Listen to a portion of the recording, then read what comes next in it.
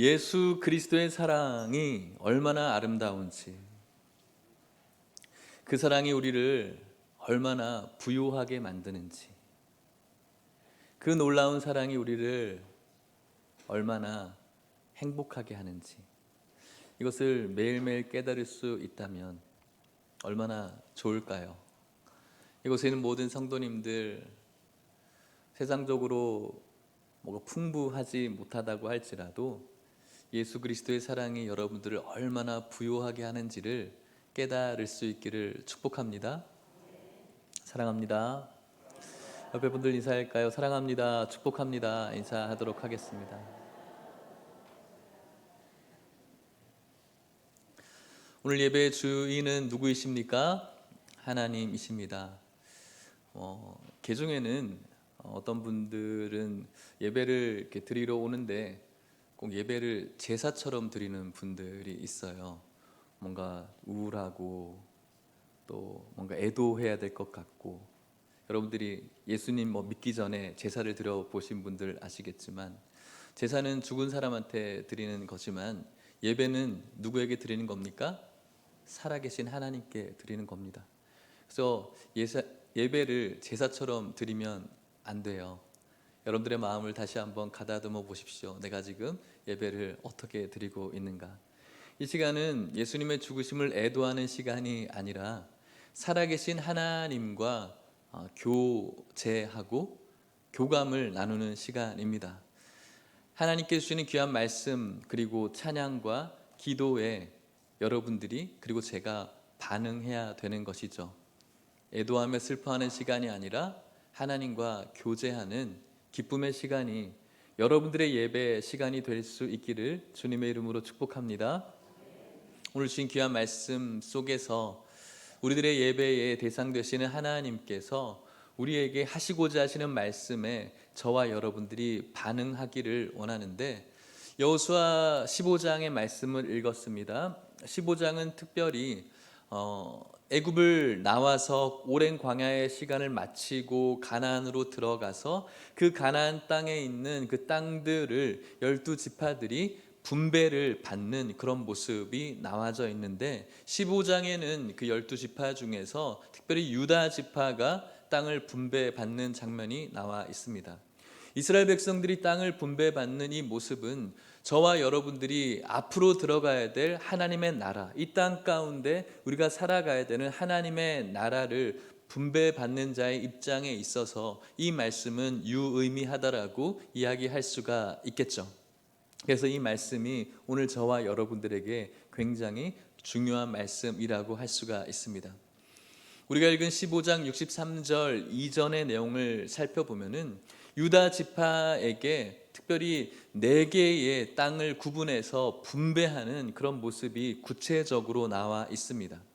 21절에서 32절, 33절에서 47절, 48절에서 60절, 그리고 61절에서 62절 4개의 부분으로 유다 지파가 예루살렘을 중심으로 분배되어지고 있는데, 21절에서 32절은 남부 지역에 36개의 성읍들을 소개하고 있습니다. 이 지역은 남쪽, 가나안의 남쪽으로서 브엘세바 중심으로 한 목초지대입니다.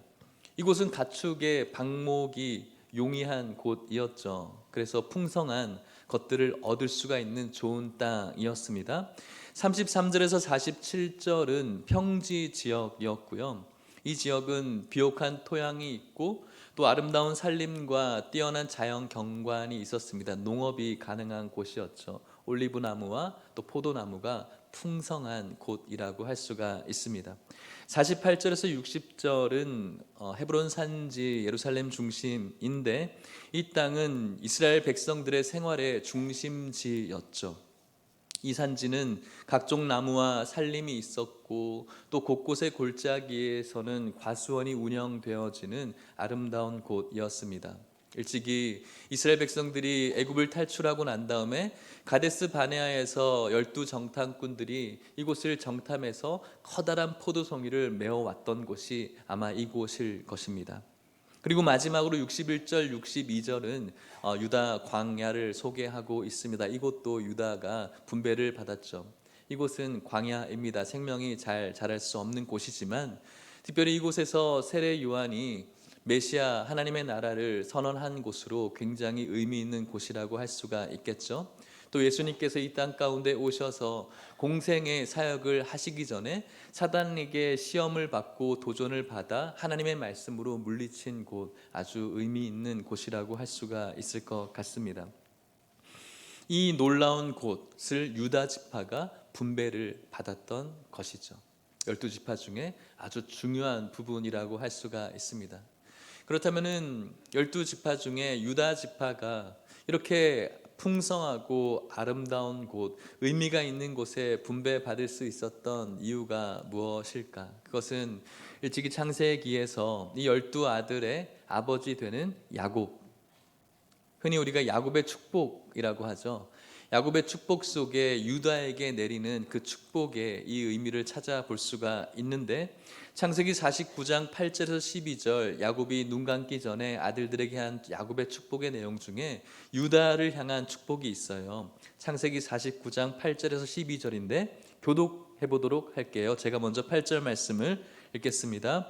유다야, 너는 내 형제의 찬송이 될지라. 내 손이 내 원수의 목을 잡을 것이요 내 아버지의 아들들이 내 앞에 절하리로다.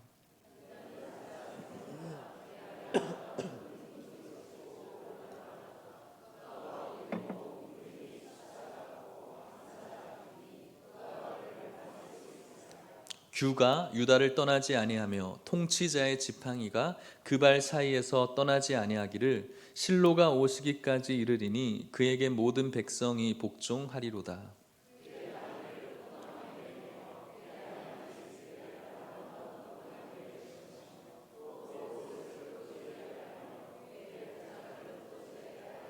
같이요. 그의 눈은 포도주로 인하여 붉겠고 그의 이는 우유로 말미암아 희리로다. 아멘. 유다를 향해서 너는 형제의 찬송이 될 것이고 내 아버지의 아들들이 너희 앞에서 절할 것이고, 규 왕들이 들고 있었던 그 지팡이가 유다를 떠나지 않고 통치자의 지팡이가 그 발사에 떠나지 않는다. 왕을 의미하고 있는 것. 이 말씀은 정확하게는 예언적인 메시아의 예언을 뜻합니다. 그리고 하나님이 다스리는 이 땅에서 누리는 유다의 축복을 의미하고 있는 것이죠. 이렇게 야곱이 유다를 향해서 축복을 내린 것들 중에서 어떤 유다의 희생 정신을 근거로 해서 또 이 축복이 있었습니다. 유다가 어떤 희생 정신이 있었을까요? 이 축복을 받기 전에 12아들은 요셉을 죽이려고 했고 팔아버렸습니다. 그리고 요셉은 먼 훗날 애굽의 총리가 되었죠. 그리고 먹을 것을 얻으러 이 형제들이 오게 되었을 때 요셉은 그 12아들을, 형들을 알아보게 되었죠. 특별히 이 형제들의 우애를 시험하기 위해서 아버지가 아끼는 베냐민을 종으로 삼으려고 했지만 그때 유다가 그 모습을 바라보면서 자신을 종으로 삼고 베냐민을 풀어달라고 요청을 하죠. 이런 자신을 희생시키려는 태도 속에 아버지가 아끼던 베냐민을 위해서 희생하려는 이 마음 속에 이 놀라운 축복의 메시지가 나오게 된 것이죠. 여러분, 이 희생 정신은 우리들에게도 오늘날 필요한 정신입니다. 왜 그렇습니까? 성경은 이렇게 이야기합니다. 마태복음 16장 25절 말씀인데요, 예수님께서 하신 말씀입니다. 같이 읽어보겠습니다. 시작. 누구든지 제 목숨을 구원하고자 하면 잃을 것이요 누구든지 나를 위하여 제 목숨을 잃으면 찾으리라. 아멘. 이 땅 가운데서 주를 위해 희생하는 자에게 주시는 하나님의 은혜, 하나님의 나라를 이야기하고 있죠. 누구든지 나를 위해, 주님을 위해 자신의 목숨을 아끼지 아니하면 오히려 찾게 된다라는 말씀인 것이죠. 사랑하는 여러분, 예수 그리스도의 희생, 예수 그리스도를 위한 희생, 그것은 오늘날 우리들에게 있어서 십자가라고 이야기를 합니다. 이 십자가를 우리가 기꺼이 지려고 하는 이유는 하나님의 나라가 우리들에게 선물로 주어지기 때문에 그런 것이죠. 그럼에도 불구하고 우리는 2000년 전의 십자가에 대해서 굉장히 무관심할 때가 있어요. 혹시 여러분에게도 2000년 전에 일어난 이 십자가의 사건이 어떻게 해서 오늘날 우리에게도 구원의 효력을 발생하고 있는가에 대해서 의심하고 있진 않습니까? 분명 지금의 우리들은 십자가의 사건을 보지도 못했고 그 피가 지금 우리들에게 흘려진 것도 아니죠. 그래서 혹시 십자가가 역사 속에 묻혀버린 사건처럼 우리들의 마음속에도 묻혀지게 된 것일 수도 있다는 것이죠. 그럼에도 불구하고 여러분 분명히 기억해야 될 것은 그 십자가는 여전히 구원의 능력을 가지고 오늘도 여러분들에게 다가오고 있음을 기억할 수 있기를 축복합니다.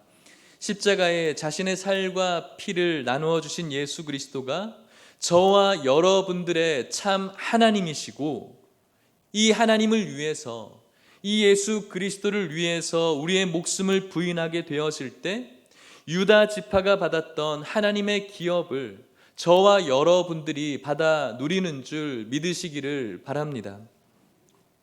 주를 위해서 우리를 희생하는 이 십자가의 길 속에 이 십자가의 모든 길 끝에 두 팔을 벌리고 계신 우리 예수 그리스도의 그 놀라우신 선물이 있다는 사실을 기억하시고 오늘도 주를 위해서 희생할 수 있는 저와 여러분들이 될 수 있기를 소망합니다.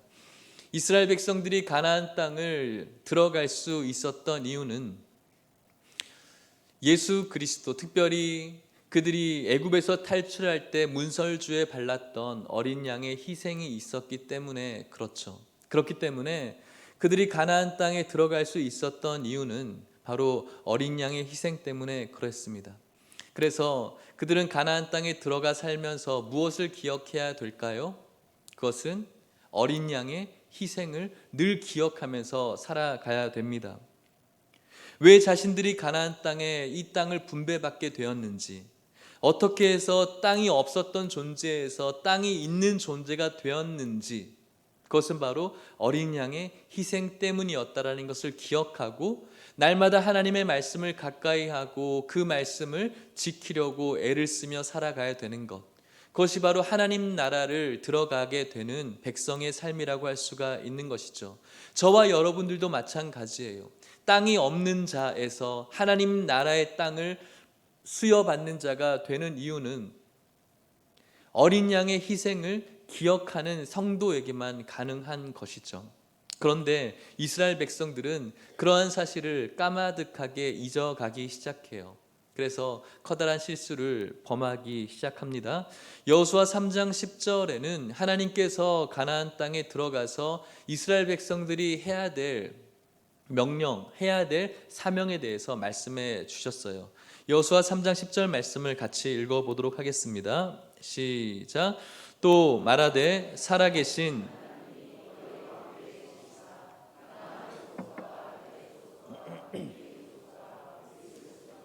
기르가스 족속과 아모리 족속과 여부스 족속을 너희 앞에서 반드시 쫓아내실 줄을 이것으로써 너희가 알리라. 아멘. 가나안의 7 족속을 이스라엘 백성들이 진멸할 것을 하나님께서는 요청하셨습니다. 그 중에서 오늘 본문엔 여부스 족속이 나와 있는데 이 여부스 족속은 이스라엘이 반드시 정복하고 쫓아내야 될 민족이었죠. 여부스 족속은 소수 민족이었지만 예루살렘 중심에 자리를 잡고 있었습니다. 그런데 이스라엘 백성들이 그들을 어떻게 했다라고 오늘 우리가 읽은 성경 본문에 나와 있습니까? 여호수아 15장 63절 본문을 다시 한번 읽어볼게요. 시작. 예루살렘 주민 여부스 족속을 유다 자손이 쫓아내지 못하였으므로 여부스 족속이 오늘까지 유다 자손과 함께 아멘. 하나님께서 이스라엘 백성, 특별히 유다 지파에게 이 여부스 족속을 쫓아낼 것을 명령했지만 그렇게 하지 못했다라는 것이죠. 얼마나 강했는지는 모르겠지만 유다 지파가 마음을 먹고 그렇게 하려고 했다면 하나님께서는 유다 지파의 손을 들어 주었겠죠. 성경에서는 왜 예루살렘 여부수 족속을 쫓아내지 못하는가에 대해서 나와 있지는 않지만 우리가 생각해 볼 수 있다면 소수 민족이었기 때문에 별로 우리들에게 영향력을 미치지 못할 것이라는 안일한 생각이 있을 수도 있고, 언제든지 우리가 마음만 먹으면 쫓아낼 수도 있다라는 그런 교만일 수도 있겠죠. 그런데 여러분, 이렇게 여부수 족속을, 소수 민족이었던 여부수 족속을 쫓아내지 못했던 결과 가나안 땅을 점령했던 이스라엘 백성들에게 그 땅을 수여받은 기쁨은 잠시뿐이었고, 그 후로 사사기로 들어가면서 암흑시대, 영적인 암흑시대로 살아가야 됐습니다. 사사기 2장 2절에서 3절 말씀에 성경은 이렇게 증언합니다. 같이 또 읽어볼게요. 시작. 너희는 이 땅의 주민과 언약을 맺지 말며 그들의 제단들을 헐라 하였거늘 너희가 내 목소리를 듣지 아니하였으니 어찌하여 그리하였느냐. 그러므로 내가 또 말하기를 내가 그들을 너희 앞에서 쫓아내지 아니하리니 그들이 너희 옆구리에 가시가 될 것이며 그들의 신들이 너희에게 올무가 되리라 하였노라. 아멘. 이스라엘 백성들이, 특별히 유다 지파가 여부수 족속을 쫓아내지 못한 결과 그들에게 어떤 일이 결과로 이 불행이 시작되었습니까? 가시, 너희 옆구리에 가시가 될 것이고 그들의 신들이 너희에게 올무가 될 것이라고 말씀하고 있는 것이죠. 사사기라는 그 암흑의 시대 동안 영적으로 고통, 영적일 뿐만 아니라 온갖 그런 순환을 겪으면서 영적인, 육적인 고통을 받을 수밖에 없었죠. 예루살렘을 완전히 정복했던 때가 언제였을까? 이 예루살렘에서 여부스 족속을 몰아냈던 때는 이스라엘 백성들이 가나안을 점령하고 그 후로 400년이 흘러서 다윗이 왕이 되었을 때 비로소 여부스 족속을 몰아냈어요. 무려 400년 동안 이 여부스 족속이 그들에게 있어서 가시가 되고 올무가 되었던 것이죠. 크게 보이지 않았어요. 미미해 보였어요. 연약했어요. 하지만 그들에게 영적인 그리고 육적인 고통과 암흑의 시대를 가져다 주었던 것이죠. 성경은 우리들을 향해서 끊임없이 우리들의 내부의 적에 대해서 싸울 것을 요구하고 있습니다. 그리고 하나님의 나라를 취할 것을 성경이 요구하고 있어요. 디모데전서 6장 12절에는 이렇게 이야기를 합니다. 같이 또 읽어볼게요. 시작. 믿음의 선한 싸움을 싸우라. 영생을 취하라. 이를 위하여 네가 부르심을 받았고 많은 증인 앞에서 선한 증언을 하였도다. 아멘. 네가 부르심을 받았다. 이것 때문에 부르심을 받았다. 선한 싸움을 싸우고 영생을 취하기 위해서 너희들이 부르심을 받았다라고 이야기를 하고 있진 않습니까? 있다는 것이죠. 여러분들이 이 땅 가운데서 그냥 살아가는 것이 아니라 선한 싸움을, 내 안에 잠재되어져 있는 그 여부스와 같은 나의 영적이고 육적인 것들을 고통스럽게 만드는 그 연약한 것들을 끊임없이 싸워내면서 하나님의 나라를 취하는 것, 이것이 바로 하나님 나라의 백성의 삶으로 부르심의 목적이라고 이야기를 하고 있는 것이죠. 저와 여러분들에게 주신 하나님의 나라, 이 나라는 진실로 존재합니다. 여러분들이 이 땅에서 몇 평의 집을 살아가려고 하는 그런 집에 저와 여러분들이 안주하려 하지 마시고 하나님이 확실히 주시고자 하시는 영생의 집에 대해서 여러분들이 초점을 맞추면서 여러분들 안에 머물러 있는 그 여부스와 같은 것들을 몰아내고 진멸할 때 하나님이 놀라우신 축복을 저와 여러분들에게 주실 줄 믿습니다. 여러분들의 눈으로 보기에는 별것 아닌 것 같고 미미한 그런 연약한 부분들일 수 있습니다. 언제든지 내가 마음만 먹으면 끊어버릴 수 있는 것일 수 있습니다. 하지만 오늘 분명히 이야기하기를 그것이 우리들에게 있어서 육체의 가시가 되고 끊임없이 우리를 괴롭힐 올무가 될 것이라고 성경이 이야기를 하고 있습니다. 오늘 여러분들에게 권면하며 축복합니다. 여러분들 안에 머물러 있는 그 여부스와 같은 연약한 것들을 예수 그리스도의 보혈로 몰아내고 진멸하며 선한 싸움을 하며 영원한 생명을 취할 수 있는 저와 여러분들 될 수 있기를 주님의 이름으로 축복합니다. 그렇다면 우리들 마음에 이 여부스를 몰아내는 것 어떻게 하면 가능할까요? 여부스 족속과 같은 우리들의 연약함, 여러분들이 가지고 있는 의지, 여러분들이 가지고 있는 절제력, 여러분들이 가지고 있는 훌륭하신 그런 성품들, 인격들, 그것으로 과연 몰아낼 수가 있을까요? 가능하지 않아요. 그것을 우리가 몰아낼 수 있는 근거는 하나님을 향한 더 큰 갈망으로 그것을 몰아내야 되는 거예요. 내가 가지고 있는 의지와 내가 가지고 있는 그 감정적인 것들로 그것들을 절제하고 몰아내는 것이 아니라 오늘도 내 마음 가운데 주님의 공간이 더욱더 풍성해지고 더욱더 커져가면서 주님을 향해서 더 갈망하면서 내 안에 있는 그 여부스가 자연스럽게 몰아져야 되는 것, 그것이 우리들의 방법이라고 할 수가 있겠죠. 사도 바울은 이렇게 이야기를 합니다. 빌립보서 1장 20절에서 21절 말씀인데요, 사도 바울이 빌립보 감옥에서 빌립보 교인들을 향해서 쓴 편지이죠. 두려움과 공포와 낭망이 있는 그 감옥에서 무엇하고 있는 고백입니까? 20절 21절입니다. 시작. 나의 간절한 기대와 소망을 따라 아무 일에든지 부끄러워하지 아니하고 지금도 전과 같이 온전히 담대하여 살든지 죽든지 내 몸에서 그리스도가 존귀하게 되게 하려 하라니 이는 내게 사는 것이 그리스도니 죽는 것도 유익함이라. 아멘.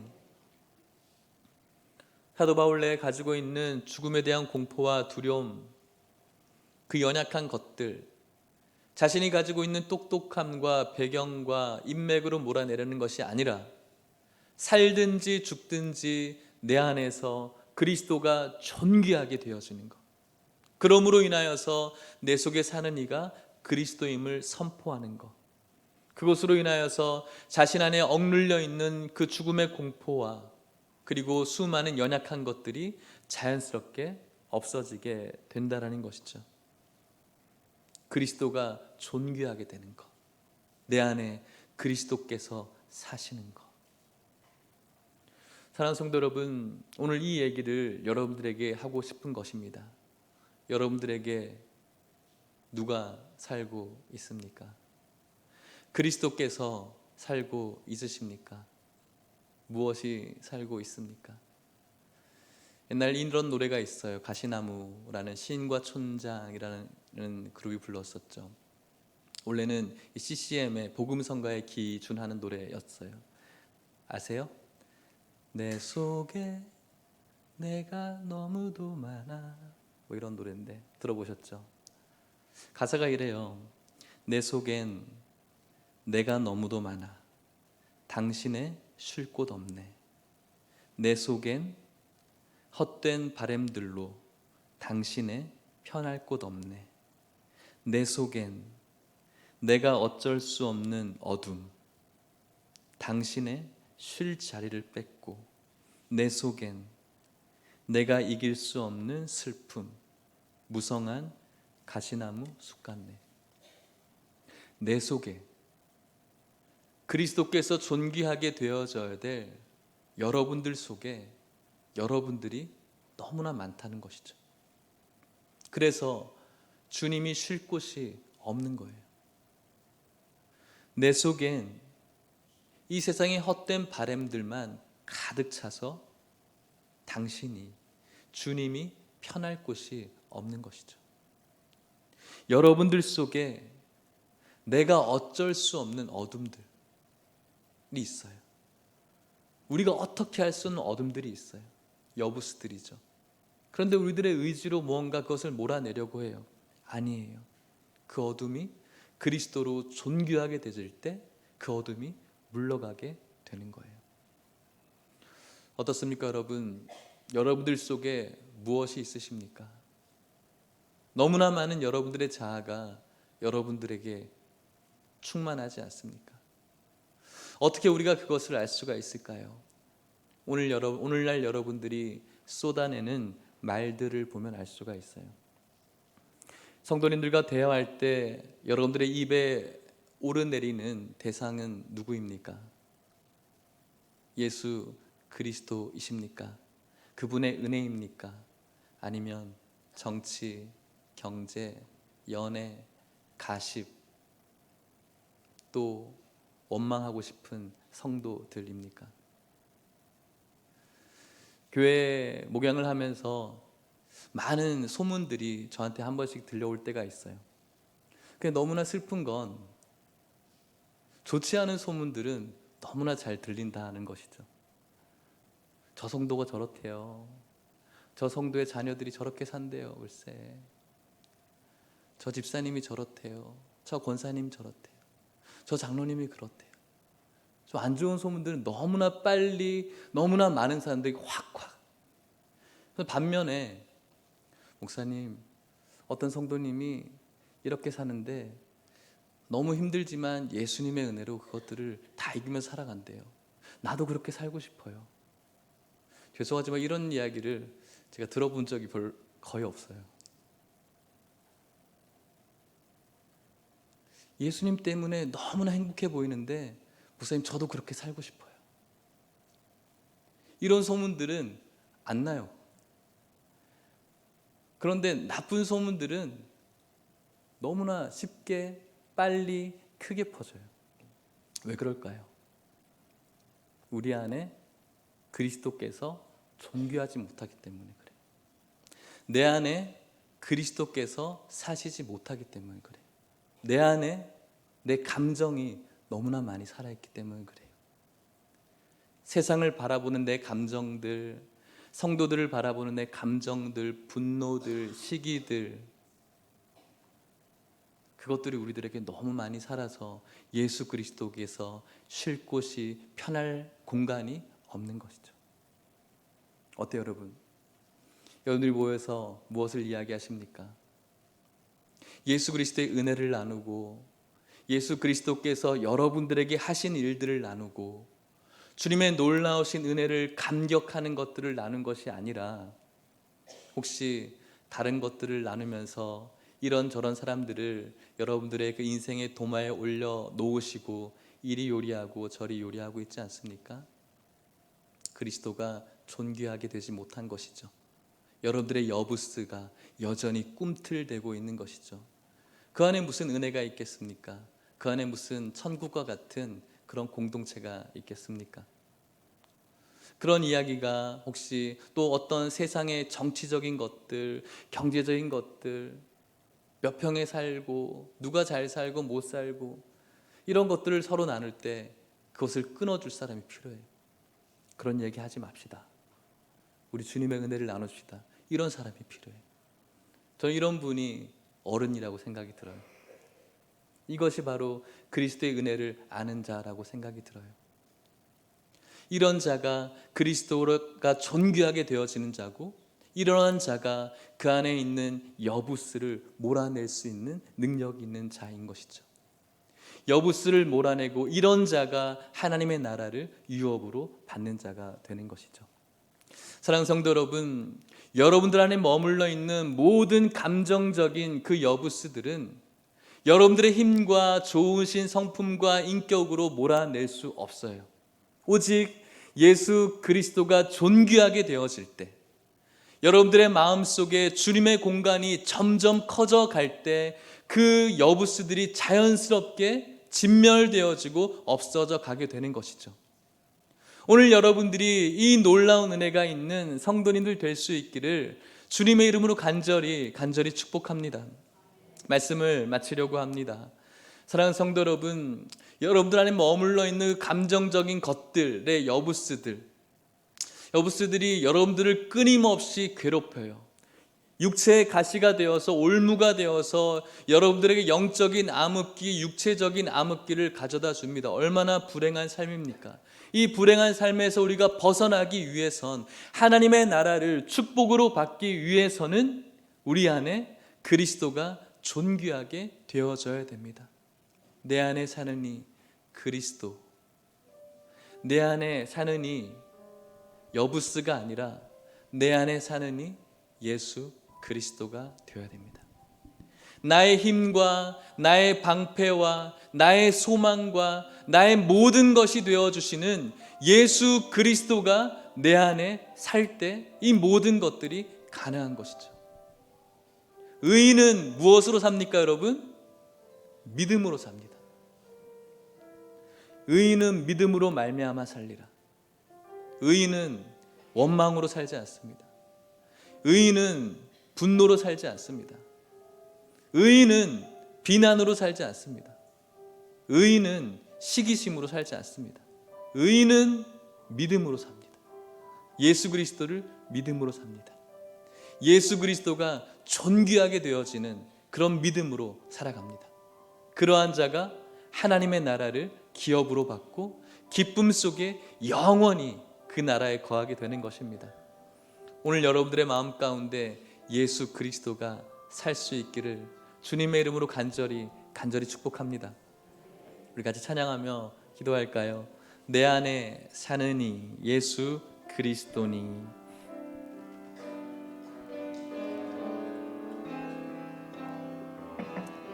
이 고백이 여러분들의 늘 고백이었으면 좋겠어요. 내 안에 사는 이, 내 안에 사는 이 예수 그리스도니 나의 죽음도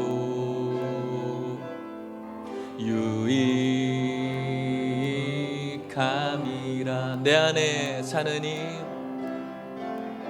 내 안에 사는 누구입니까? 예수 그리스도니 나의 죽음도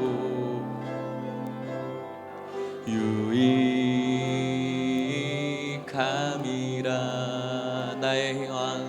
나의 왕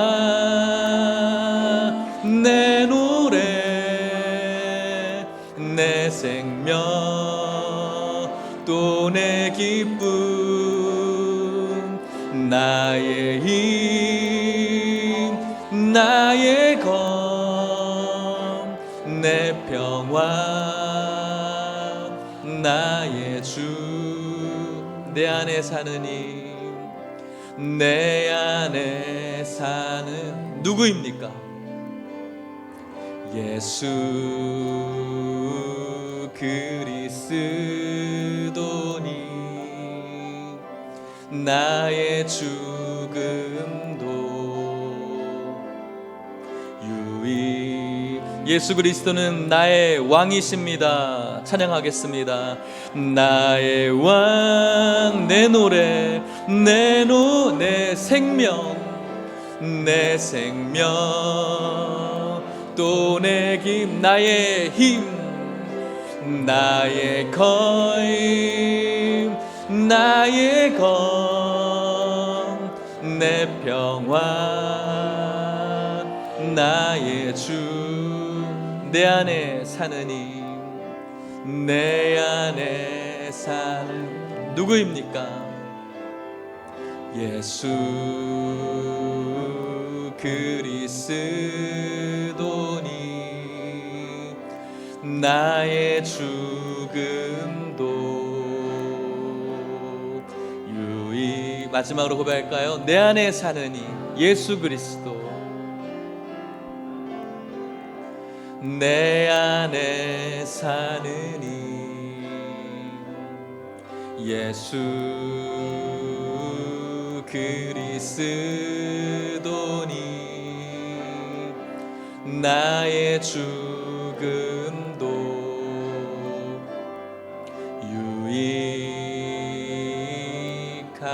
유익함이라.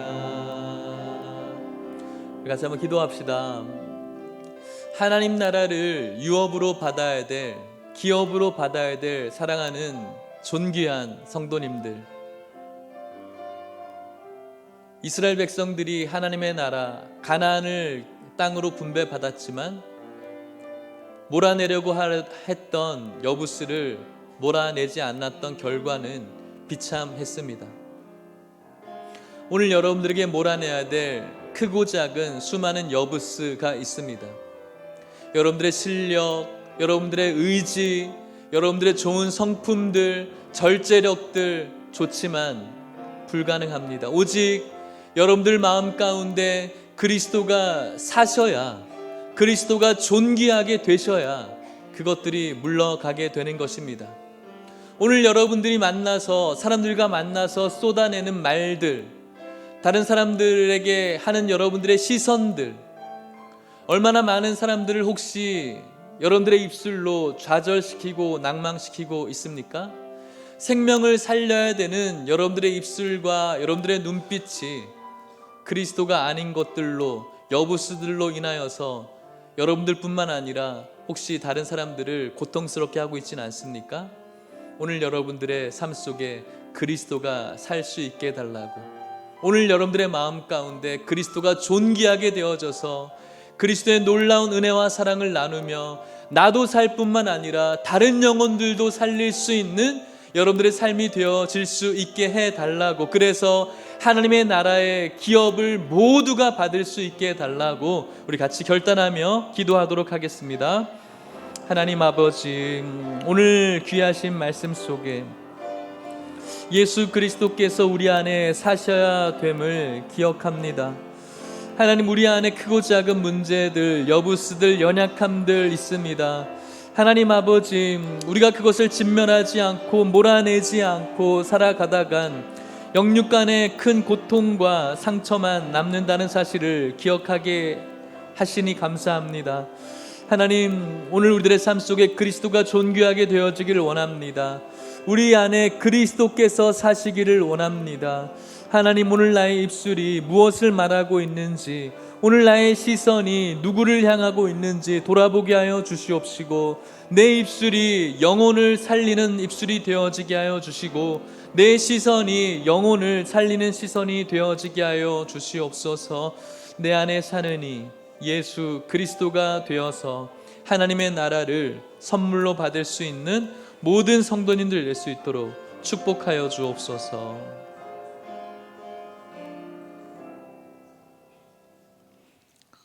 존귀하신 하나님 아버지, 우리들에게 하나님의 나라를 선물로 주심을 감사합니다. 하지만 우리들에게 여전히 연약한 크고 작은 여부스가 있음을 주님 앞에 고백합니다. 내가 절제할 수 있다고, 내가 이길 수 있다고 혹 내 안에 교만함과 자만은 있지 않은지 살펴봅니다.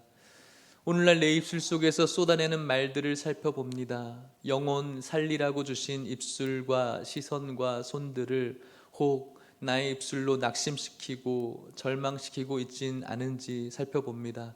하나님의 은혜를 나누고 귀하신 주님의 사랑을 전하라고 주신 나의 마음과 입술을 어디로 사용하고 있는지 돌아보게 하여 주시옵소서. 내 안에 내가 너무나 많아서, 감당할 수 없는 어둠이 너무나 많아서 주님의 쉴 곳이 없고 주님의 편할 날이 없는지 살펴보면서 회개합니다. 주님, 간절히 소망합니다. 내 안에 그리스도께서 사시기를 소망합니다. 나의 왕과 나의 노래와 나의 힘과 나의 검과 나의 평안 되시는 예수 그리스도께서 내 안에 머물기를 요청합니다. 이곳에 있는 모든 성도님들의 마음 가운데 좌정하여 주시옵소서.